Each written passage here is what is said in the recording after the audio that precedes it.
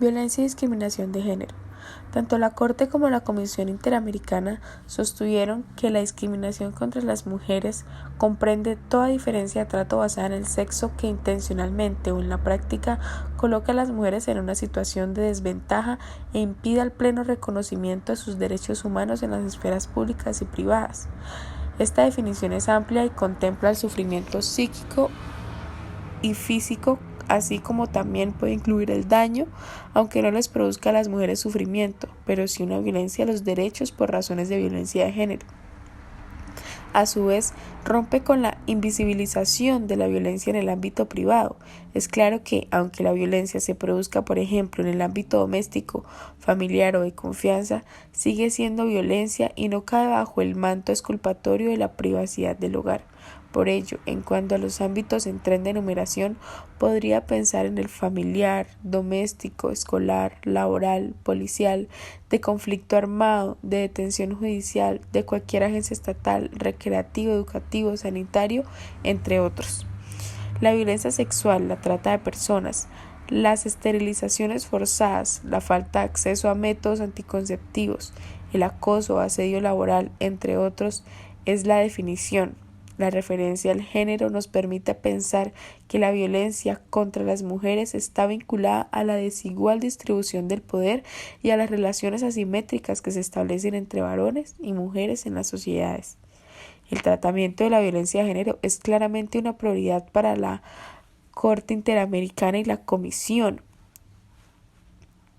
Sostienen con matices un abordaje de violencia de género limitado en lo concreto o a la falta o insuficiencia de acceso a recursos judiciales efectivos y oportunos.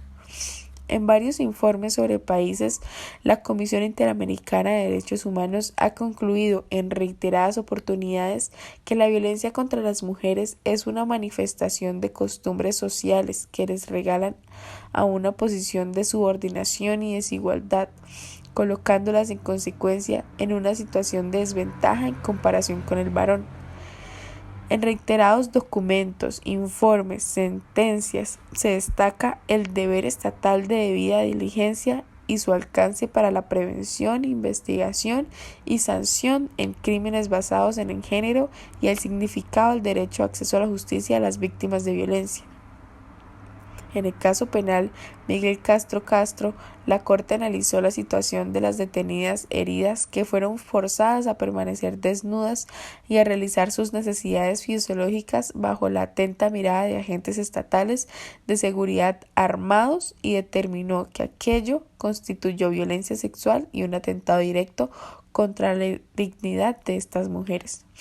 La Corte Interamericana de Derechos Humanos está facultada para establecer medidas reparatorias una vez que ha determinado la violencia de una o más obligaciones enumeradas y para supervisar el cumplimiento de las sentencias por parte de los Estados.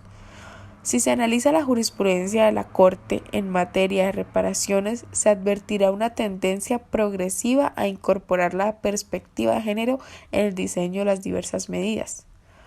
La Convención de Belém do Pará, en el artículo 7, establece que los estados ratificantes deben actuar con la debida diligencia para prevenir, investigar y sancionar la violencia contra la mujer. La Convención de Belém do Pará permite una resignificación o ampliación del principio de la debida diligencia del Estado en lo que respecta a la